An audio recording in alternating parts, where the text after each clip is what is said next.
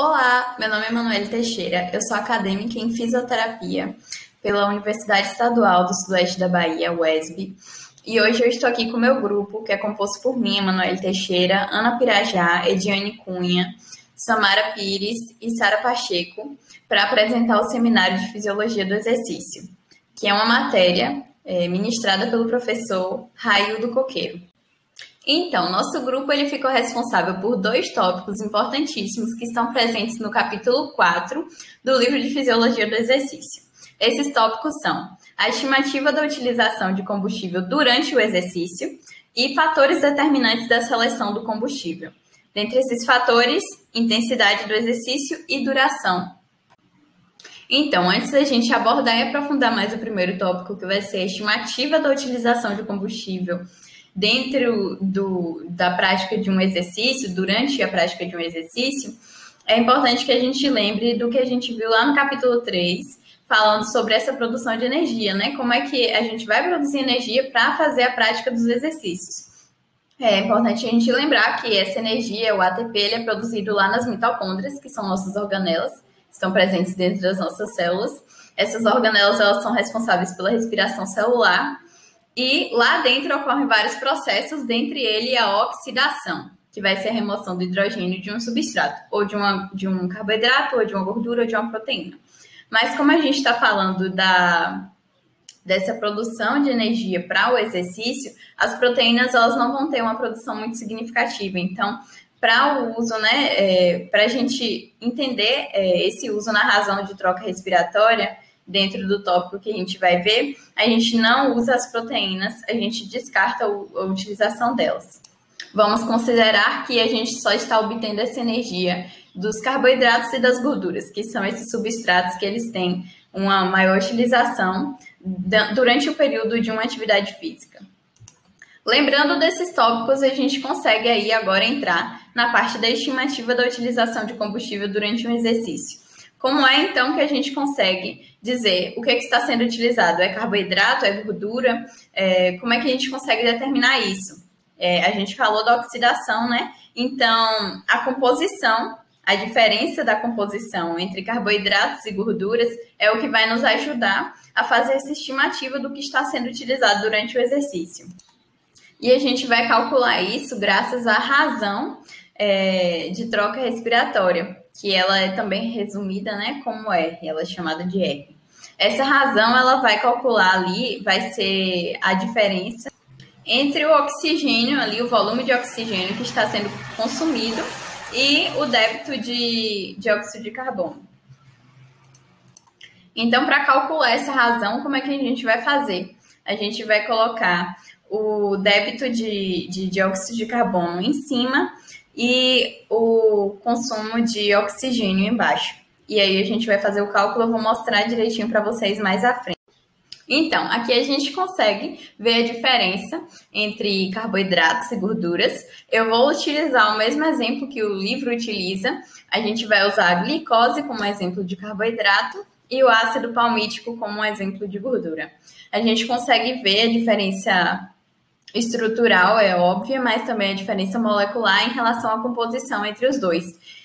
A glicose ela tem uma maior quantidade de oxigênio do que o ácido palmítico. Então, a gente consegue perceber que os carboidratos eles têm mais oxigênio do que as gorduras. E isso vai fazer muita diferença no momento da oxidação, fazendo com que para o gasto, né, de carboidratos, para que o carboidrato seja consumido, usado como substrato para a utilização de produção de energia, a gente tenha um consumo muito menor de oxigênio. Então, aqui a gente consegue ver o cálculo da razão de troca respiratória, utilizando a glicose como substrato e utilizando o ácido palmítico como substrato. A gente consegue ver aqui a reação de oxidação. A gente consegue perceber que a razão, né, de troca respiratória do uso da glicose como substrato é igual a 1 e a razão do uso do ácido palmítico como substrato é igual a 0,70. Isso porque lá a glicose, 6 moléculas de dióxido de carbono foram liberadas e 6 de oxigênio foram consumidas. Então, igualou foi igual a 1. Já no ácido palmítico, a razão ela deu menor do que 1, porque mais oxigênio foi necessário para que o gás carbônico fosse liberado. Então, entendendo isso, a gente consegue perceber que a gente vai precisar de mais oxigênio para oxidar gorduras do que para oxidar carboidratos. A gente tem dados que dizem que com o uso da gordura unicamente como substrato, o equivalente calórico de 1 litro de oxigênio é 4,7 quilocalorias. Já com o uso de carboidrato é de 5 quilocalorias. Então, a gente consegue perceber que com a utilização apenas de carboidrato, a gente tem 6% mais energia gerada do que com a utilização de gordura. Esse 6% é para cada litro de oxigênio utilizado. Então, quando a gente entende isso, a gente sabe que quando apenas carboidratos são utilizados como substratos, a nossa razão de troca respiratória ela é igual a 1. E quando só apenas gorduras são utilizadas como substratos, a nossa razão vai ser igual a 0,70. Só que isso acontece num cenário ideal. No dia a dia, quando a gente está praticando uma atividade física, quando a gente está praticando um exercício, não é apenas gordura ou apenas carboidrato que vai ser consumido. Levando isso em consideração, a gente vai entender que quando carboidratos são consumidos em uma maior quantidade, essa razão ela vai ser maior. E quando gorduras são consumidas em uma maior quantidade, utilizadas como substrato em uma maior quantidade nessa relação aí de gasto energético, essa razão vai ter um resultado menor. Então, a gente sabe que essa razão ela pode variar entre 0,70 e 1. Se a gente considerar um exemplo de que metade do substrato é de gordura e metade é de carboidrato, para o consumo dessa atividade física, a gente vai ter uma razão igual a 0,85. Então, assim, a gente pode ter essa noção e entender que quando essa razão ela varia para mais carboidratos estão sendo utilizados. E quando ela varia para menos, mais gorduras estão sendo utilizadas para o consumo desse substrato e produção de energia. Nesse importante saber aí, nós temos a R não proteica, que, como eu comentei anteriormente, falando sobre a utilização de proteínas, elas não são consideradas. Então, essa razão de troca respiratória, ela também é considerada uma razão não proteica, uma R não proteica. E outra coisa importante também de saber é que essa razão, essa estimativa, ela só vai funcionar quando esse sujeito, esse indivíduo, ele está em um estado estável durante a realização de um exercício. Porque se ele não estiver em um estado estável, ele vai estar em um pico, né? Ele pode estar hiperventilando e liberando excessivamente dióxido de carbono. E isso vai alterar, vai distorcer os resultados da razão de troca respiratória. Então, resumindo tudo que a gente entendeu, tudo que a gente viu e abordou nesse primeiro tópico sobre estimativa da utilização de combustível durante um exercício, a gente entendeu que dá sim para estimar qual combustível está sendo utilizado, qual substrato está sendo utilizado, se são carboidratos ou gorduras, se tem mais carboidratos ou mais gorduras sendo utilizadas durante a realização desse exercício, e isso graças à razão de troca respiratória. E essa é a razão entre o débito de dióxido de carbono liberado e o volume de oxigênio consumido. E essa diferença, ela só é possível graças ao entendimento de que carboidratos e gorduras eles se distinguem em relação à quantidade de oxigênio presente em suas moléculas. E agora a gente vai entender como determinar qual substrato vai ser utilizado, carboidrato ou gordura, durante a prática de um exercício. São vários fatores que eles estão inclusos aí para entender, né, quais substratos vão ser utilizados. E agora a gente vai abordar a diferença entre a intensidade e a duração do exercício e como isso afeta na escolha de qual substrato vai ser utilizado. Vocês vão ver a seguir aí com minhas colegas. Bom, pessoal, então, existem alguns fatores que são determinantes para a seleção de combustível. Esses fatores eles vão estabelecer se os substratos usados durante o trabalho ou uma realização de exercício vai ser a gordura ou o carboidrato. Dito isso, é importante eu ressaltar que esses substratos primários são as principais fontes de energias usadas durante uma atividade ou um exercício físico de um indivíduo saudável que consuma uma dieta equilibrada. Dentre esses fatores, nós destacamos aqui para vocês a dieta, a intensidade e a duração de um exercício e se o indivíduo ele passou por um treinamento de resistência. Vamos falar agora a dieta como um fator determinante do combustível. Aí vocês me perguntam, Ana, como é que a dieta ela vai ser um fator de seleção? Então, pessoal, nós entendemos que a dieta ela pode influenciar na seleção do combustível de acordo com a principal fonte de nutriente presente na dieta. Para exemplificar, esse fator simples, nós trouxemos esse parágrafo que diz o seguinte: as dietas ricas em gorduras e pobres em carboidratos promovem uma alta taxa de metabolismo de gordura. Por quê? Porque é o substrato mais disposto na dieta. Com relação à intensidade do exercício, existem dois tipos de intensidade, alta e baixa.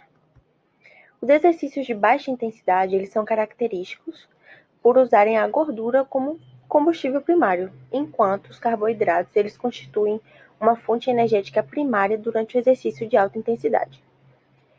Então, resumindo, a principal fonte primária de combustível de exercícios de baixa intensidade, como por exemplo, uma simples caminhada, é a gordura, enquanto a fonte primária de exercícios de alta intensidade, como um triatlo, é o carboidrato.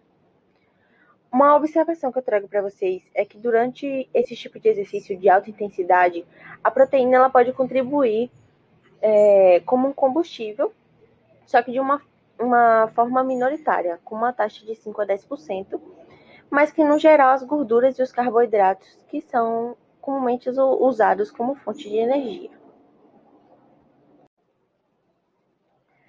Continuando com a intensidade do exercício na seleção do combustível, a influência dessa intensidade sobre a relação de combustível muscular, ela pode ser ilustrada por essa figura aí que vocês estão vendo. Então, observe que à medida com que a intensidade do exercício aumenta, ocorre o aumento progressivo do metabolismo de carboidrato e a diminuição do metabolismo de gordura.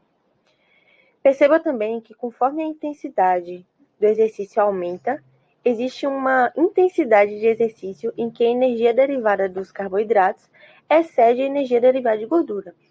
Então, nesse cruzamento aqui que ocorre entre essas duas variáveis, representada pelo pontinho vermelho que eu coloquei aí, a taxa de trabalho ela pode ser denominada como ponto de cruzamento. Ou seja, à medida com que a intensidade do exercício aumenta, ultrapassando o ponto de cruzamento, ocorre o deslocamento progressivo do metabolismo de gordura para o metabolismo de carboidrato. O que é que eu quero dizer com isso? Com o cruzamento, a taxa de metabolismo de carboidrato aumenta de acordo com a intensidade do exercício e a taxa de gordura decai. Para fecharmos essa parte da influência da intensidade do exercício e a seleção do combustível, nós trouxemos aqui uma pergunta do livro de Fisiologia que nós achamos muito interessante para discutirmos com vocês. Qual é a causa do deslocamento do metabolismo de gordura para o metabolismo de carboidrato, que ocorre com o aumento da intensidade do exercício? Então, pessoal, existem dois fatores primários envolvidos. O primeiro é que, com o aumento da intensidade do exercício, vai haver o recrutamento de fibras rápidas para realizar mais trabalho. O segundo fator são os níveis sanguíneos crescentes de adrenalina. Mas e aí, qual é o ponto-chave disso? Essas fibras de contração rápidas, elas possuem enzimas glicolíticas em abundância e poucas enzimas mitocondriais e lipolíticas, que são enzimas responsáveis pela quebra de gordura. Ou seja, se elas têm poucas enzimas responsáveis pela quebra de gordura e mais enzimas glicolíticas, o que vai acontecer? Essas fibras rápidas, elas vão aumentar o metabolismo de carboidratos e diminuir o metabolismo de gordura. E o segundo fator regulador do metabolismo de carboidratos durante o exercício é a adrenalina. Mas por que, Ana? Porque, pessoal, níveis altos de adrenalina no sangue, eles aumentam a atividade da fosforilase, que provoca o aumento da quebra do glicogênio muscular. O resultado é o aumento na taxa de glicólise e a produção de lactato. A questão toda é que a produção de lactato aumentada inibe o metabolismo da gordura, diminui a disponibilidade de gordura a ser usada como substrato e, consequentemente, se há falta de gordura para ser usada como fonte de substrato, o carboidrato ele vai assumir a função de combustível primário. Então, pessoal, dando continuidade ao que a Ana estava falando, outro fator determinante para a seleção de combustível é a duração do exercício. Durante o exercício prolongado, ou seja, exercício com duração superior a 30 minutos e intensidade moderada, ocorre um deslocamento gradual do metabolismo de carboidrato para o uso de metabolismo de gordura como substrato. Mas quais seriam esses fatores que controlam e regulam a taxa de metabolismo de gordura durante esses exercícios prolongados? A sua regulação é feita pelas variáveis que controlam a taxa de quebra de gordura, ou seja, por lipólise. Lipólise é um processo pelo qual a degradação de lipídios, mais especificamente nesse caso, triglicerídeos, em ácidos graxos livres e glicerol, pela ação da enzima lipase. Essas lipases geralmente elas estão inativadas até serem estimuladas pelos hormônios adrenalina, noradrenalina e glucagon. Durante um exercício de baixa intensidade e longa duração, por exemplo, os níveis sanguíneos de adrenalina eles vão aumentar, fazendo com que eleve a atividade das lipases, promovendo assim a lipólise. Essa lipólise, consequentemente, vai aumentar os níveis sanguíneos e musculares de ácidos graxos livres, além de promover o metabolismo de gordura. Sendo assim, esse processo ele vai ocorrer de uma forma lenta, onde o aumento do metabolismo de gordura só vai acontecer após um exercício de longa duração. E como é que ocorre, a inibição desses ácidos graxos livres? Quando há a mobilização do AGL, dos ácidos graxos livres, para o sangue, ele é inibido pelo hormônio insulina e pelos níveis sanguíneos de lacto elevados. Sendo assim, a insulina ela vai inibir de uma forma direta na atividade das lipases. Como sabemos, normalmente o nível de insulina no sangue ele diminui durante o exercício prolongado, o exercício de vários minutos. No entanto, quando ocorre uma refeição ou uma ingestão de bebida rica em carboidratos a cerca de 30 a 60 minutos antes do exercício, os níveis de glicose eles vão aumentar, fazendo com que seja liberado mais insulina. E esse aumento de insulina, consequentemente, vai diminuir a lipólise e reduzir o metabolismo de gordura. Ou seja, ele vai ocasionar uma maior utilização de carboidratos como combustível nesse caso. Então, pessoal, aqui está a nossa recomendação de leitura para vocês do capítulo 13, pois lá ele enfatiza o papel do treinamento e de resistência, e também do capítulo 23, lá ele aborda a dieta e o desempenho. Então, eu espero que vocês tenham gostado e entendido da nossa explicação. Aqui também está a nossa referência do livro, que utilizamos para apresentar esse seminário, que é o livro de Fisiologia do Exercício, Teoria e Aplicação ao Condicionamento e ao Desempenho. Até a próxima, pessoal!